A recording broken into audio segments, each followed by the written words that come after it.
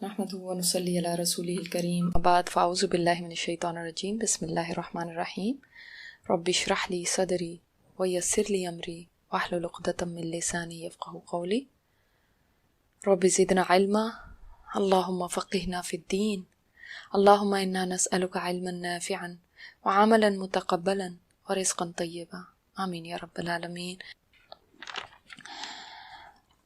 تو الذی وہ جس نے، اچھا اب یہ سارا آپ دیکھ لیں کہ یہ اللہ تعالیٰ کا تعارف ہی ہو رہا ہے، کیونکہ اللہ وہ ذات ہے جس کی پہچان جب تک نہ ہو اور اس کی قدرت اور اس کے احسانات اور اس کا کیسے وہ سب یہ چلا رہا ہے اور سب کیسے کر رہا ہے، جب تک اس سب کا شعور نہ ہو نا انسان صحیح طرح سے ایمان نہیں لا سکتا۔ پتہ نہیں انسان اللہ کو بھی نعوذ باللہ کوئی اپنے جیسا ہی کچھ سمجھ لیتا ہے جو وہ اس طرح سے کرنے لگتا ہے۔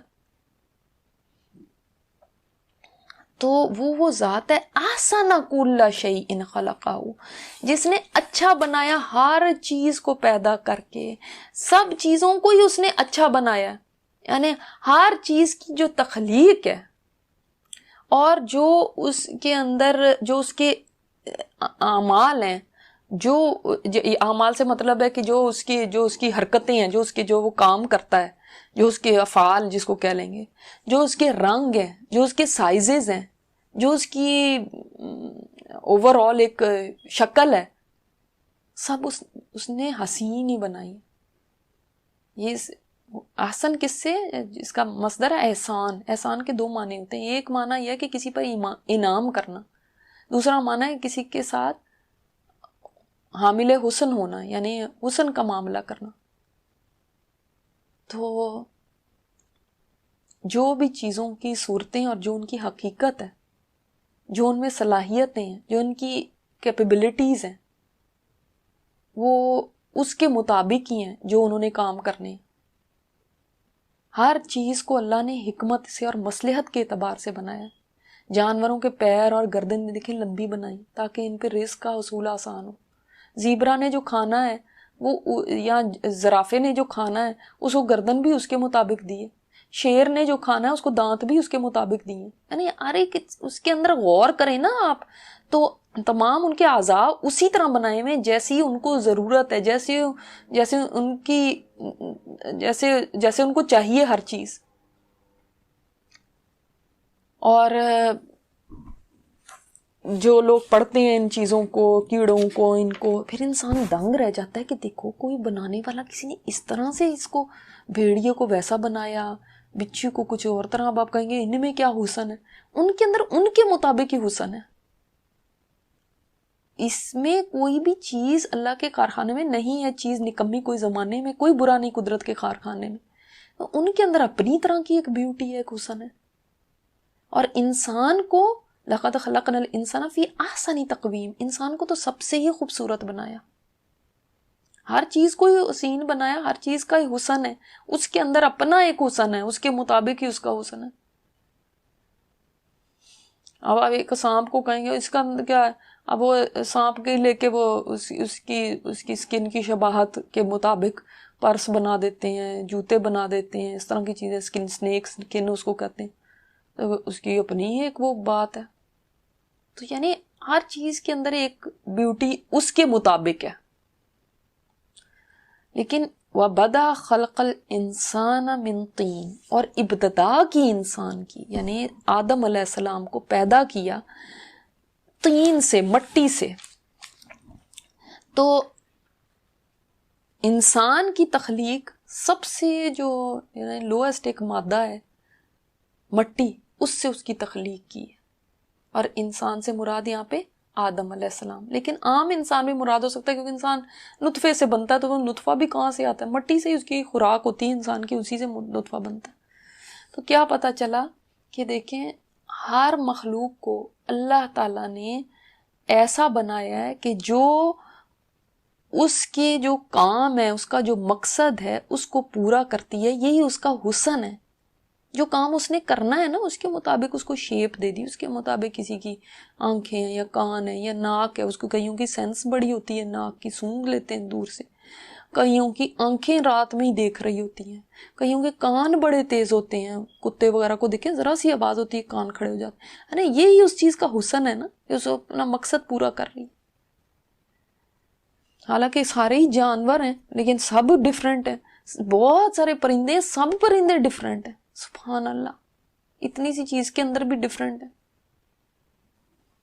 اگر ایک جانور ہے تو وہ ایک شیر بھی ایک جانور یا ہرن بھی ایک جانور ہے, لیکن کتنا فرق ہے دونوں میں. ثم جعل, پھر انسان کو 3 سے پیدا کیا, مٹی سے. یہ ہم پہلے بھی بات کر چکے ہیں, کتنے مرحلے انسان کے اوپر مٹی کے گزرے اور پھر آدم علیہ السلام تخلیق ہوئے. کہیں کھنکتی مٹی, کہیں گیلی مٹی, کہیں اس طرح. ثم جعل نسلہ من سلالۃ من ماء مہین, پھر اس نے بنائی اس کی نسل. یعنی یہ اگر آدم علیہ السلام لیں پچھلی بات سے کہ ابتدا آدم سے ہوئی جو مٹی سے پیدا ہوئے, اور ان کی نسل خلاصے سے, یعنی جو اس کا نچوڑ ہے وہ کس سے تھا؟ من ماء مہین, ایک پانی سے جو حقیر پانی سے. اور انسان کا جو سپرم ہوتا ہے, نطفہ ہوتا ہے جس سے انسان بنتا ہے, وہ انسانی جسم کا نچوڑ ہے. اور وہ اتنا حقیر ہے, یعنی انسان کو اس کی اصلیت بتائی گئی کہ دیکھو تم کتنے حقیر, کتنے تم یعنی کمزور, جس کی اہمیت بھی کچھ نہیں ہے اس قطرے کی. اور ویسے بھی وہ یعنی ایک گندا سا لگتا ہے, کوئی اس کو اپنی ہتھیلی پہ رکھنا نہیں چاہے گا, اس کو دھو ڈالتا ہے انسان, اتنا وہ حقیر ہے اور اتنی اس کی یعنی بالکل کوئی ویلیو نہیں ہے. اس چیز سے تمہیں پیدا کیا, اور یہ اتنا بڑا اللہ تعالیٰ کا شاہکار ہے, سبحان اللہ, کہ آپ اس چیز کے اوپر غور کریں اور پھر ایک جیتے جاگتے انسان کو دیکھیں. چلو ایک نیو بورن کو ہی دیکھ لیں, بڑے کو نہیں بھی, کہ کہاں ایک کان, ناک, آنکھیں, اور صرف یہ ظاہر کی نہیں باتیں, آپ اس کے اندر کا بھی سسٹم دیکھیں, اتنا کمپلیٹ سسٹم. یہ اس سے یہ یعنی ایک طرف وہ نطفہ دیکھیں اور ایک طرف ایک انسان دیکھیں اور ایک جوان انسان دیکھ لیں, اس سے یہ بن گیا ہے, عقل دنگ رہ جاتی. یہ اس حقیر بوند سے پیدا ہوا ہے, نچڑی بھی حقیر بوند, یعنی سلالہ سمجھ رہے, نچڑی بھی حقیر بوند سے. سبحان اللہ, کیا یہ اس سے دیکھ کے تم اللہ کو نہیں پہچانتے؟